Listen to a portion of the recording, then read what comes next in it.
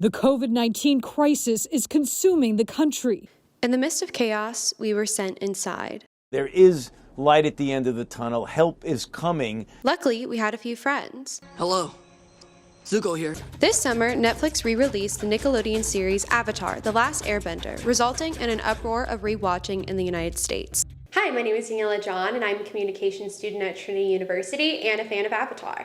As I was conducting my own rewatch this summer, I realized that the ways that I was understanding the show were changing. This led me to wonder about other people's rewatching experience and if it impacted the ways that they were interpreting the show's plot and characters. But before we get into that, let's start at the beginning. Long ago, the four nations lived together in harmony. Then, everything changed when the Fire Nation attacked. Only the Avatar, master of all four elements, could stop them. But when the world needed him most, he vanished. 100 years passed and my brother and I discovered the new Avatar, an airbender named Aang. As the show's intro brilliantly sets up, after disappearing for 100 years, Aang awakes to fight against the Fire Nation's imperialism. But first, he needs to master the elements. He learns waterbending along with Katara, the girl who discovers him near the Southern Water Tribe. As the last bender of her tribe, Katara is dedicated to mastering her craft, many times at the annoyance of her older brother Sokka. Sokka is the only member of Team Avatar that does not have bending abilities. In Season 2, the trio meet Earthbender Toph, aka the Blind Bandit. Aang's last and most unsuspecting teacher is villain-turned-friend Prince Zuko. He begins the show set on capturing the Avatar to restore his honor. He later learns that the most honorable thing is to join Aang as a teacher and to restore balance. He couldn't have gotten there without the help of his uncle, General Iroh. In contrast, Zuko's younger sister Azula will risk anything to become Fire Lord and continue her father's mission. The first season of the show was released in 2005 on Nickelodeon. Creators Michael DiMartino and Brian Konietzko teamed up with Korean animators from JM Animation. The show's animation style is influenced heavily by Japanese anime. The animation itself was usually hand-drawn with about 15,000 finished drawings per episode. The show was well received and developed a loyal fan base that kept Avatar content at the top of the network's website for its reign of 3 seasons. So it's no surprise that when the show came back, fans were excited. To understand more about fans' rewatching experience, I conducted a focus group over Zoom with 10 participants from Trinity University who had recently rewatched the show. Some were first introduced to the show when it released, and others watched for the first time in middle school or high school. My participants are self-proclaimed fans, but I also made them take a fan survey to determine what types of fan behaviors they engaged with, like owning merchandise or writing fanfic. The results of my survey and all my formal findings can be found in the paper linked in the description below. So let's see what my participants had to say about their rewatching experience.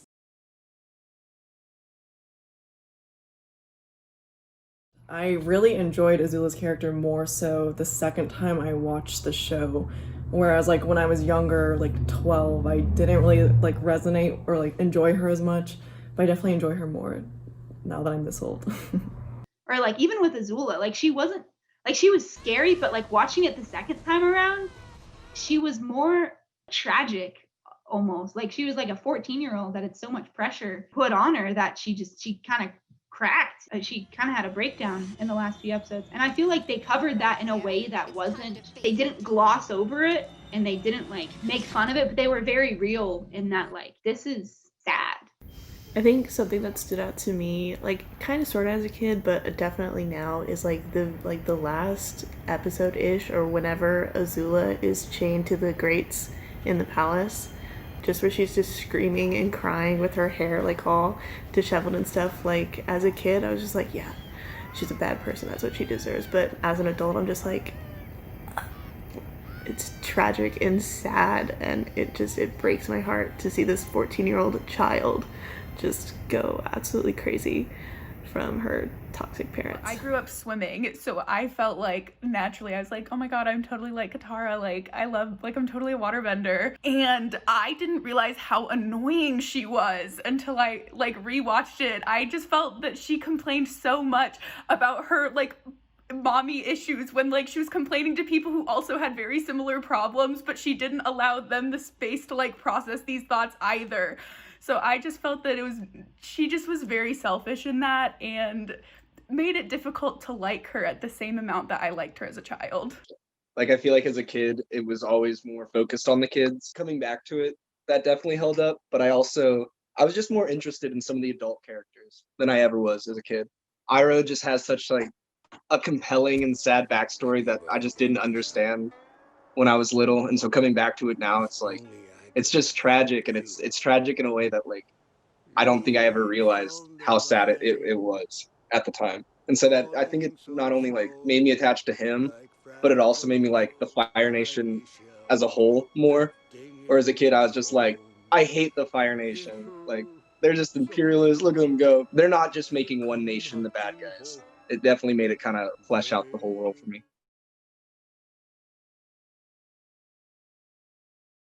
An episode that I thought that was very interesting was when the kids were in the Fire Nation and Aang went to a Fire Nation school, and how like history was revised. Just it taught you like certain values, so you could see like a person or a child or whoever like growing up in the Fire Nation, why they might like believe what they were doing was right. I thought of them like kind of like Nazi Germany. I was like, okay, they're committing genocide. Like they're kind of the ultimate bad guys. That it seemed like they just had to be the antagonists. And then coming back to it, I don't know if this is fair game, but if anyone's seen the meme and it's like a screen cap of Zuko and he's like, they told us that the war was our way of sharing our greatness with the world. Growing up, we were taught that the Fire Nation was the greatest civilization in history. And somehow, the war was our way of sharing our greatness with the rest of the world. What an amazing lie that was. Like that hit so close to home after that rewatch that it kind of went from being like real just big bad guys to like, oh shit, are they supposed to be the Americans?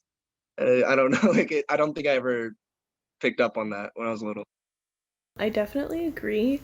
Like when I was watching it as a kid and like they all stood up and like recited like their equivalent of like the Pledge of Allegiance or whatever, I was like, oh, I do that at school. I don't say those words, but like I do. Interesting. That's weird. I didn't put two and two together because I was like 8. Yeah, it tackled like a lot more complex things than I remembered. It got intense. I don't know. It tackled like some ethnocentrism from the Fire Nation. I completely forgot about the whole like Katara taking down the patriarchy in the Northern Water Tribe. No way am I apologizing to a sour old man like you! Tara? It tackled like child abuse in terms of Zuko, and it tackled like forgiveness and second chances and third chances and fourth chances with Zuko. I am so sorry and ashamed of what I did. I don't know how I can ever make it up to you, but Whether it's Avatar or Korra, like they both handle like trauma in really interesting ways. Like with Avatar, with like genocide of like his entire culture, that was something that I didn't think about like as a kid. Of course I didn't, because I had no idea like what that looked like at all.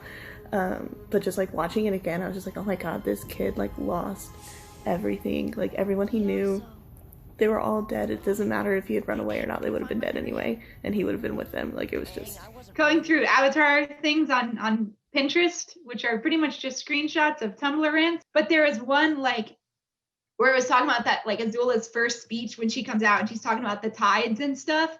Do the tides command this ship? No, princess.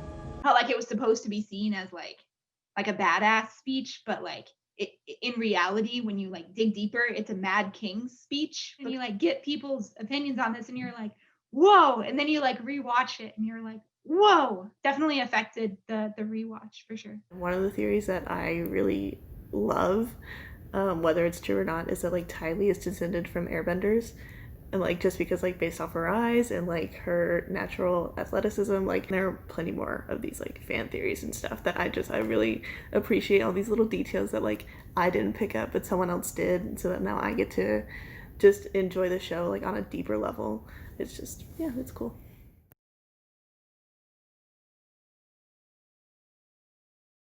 I watched it with two of my other friends. I think that made it a much more enjoyable experience for me, just because like we would watch an episode and then we would take a little bit to like talk about it, or like when something really exciting would happen, like we would all like hype each other up while we were watching it. So I think like watching with other people made it more enjoyable for me. Well, obviously it kind of came out when a lot of us were in quarantine, and so like it was very much kind of a comforting like, oh, the world's falling apart, but my favorite show's on Netflix, so we can sit here. And I kind of remember like we finished it and there was definitely an entire vibe of, oh shit, now what do we do? Because we're just like stuck here, nobody's going out, nobody's hanging out. So it was definitely like there was a pit, and like you always get that when you finish a show, but I think it just because of the circumstances, like finishing it in May was it hit hard. First started watching the show as like 2005 when it started coming out. I have like very distinct memories of watching it with my best friend outside of her house. She had like an outdoor TV. It was like DVR'd, never really in order, and granted, I had the brain of a 5-6-year-old, so I wasn't necessarily as great at understanding like a lot of the more nuanced topics. So rewatching just really gave a lot of new context to the show, and really exceeded what I remembered. When I watched it when I was younger, it was very much like not in order. It was more like we taped it on DVR and then like I just watched them randomly, or like if I really liked one, I'd watch that one again. And so like watching them succinctly really made it like so much better. And I was really like surprised a bit and like very happy that it did hold up to everything I thought it was when I was little. Our favorite shows may end, but our love for them and their meanings grow with us. From my focus group, I think it's clear that rewatching changed how fans interpreted Avatar's plot and characters. For example, instead of viewing Azula as a one-dimensional villain, the participants used their understanding of human nature and interpret her as a tragic character influenced by her environment. Additionally, they also revealed mature understandings of the characters that they related to their own experiences of loss. The way that they understood the Fire Nation also changed as they drew parallels to the United States, such as with hypernationalism. The most striking aspect was the influence of social media and the COVID-19 pandemic. Being able to share theories and excitement online allowed people to connect over a shared and beloved TV show during a time in which so many people felt alone. So thank you to Team Avatar, and thank you for watching.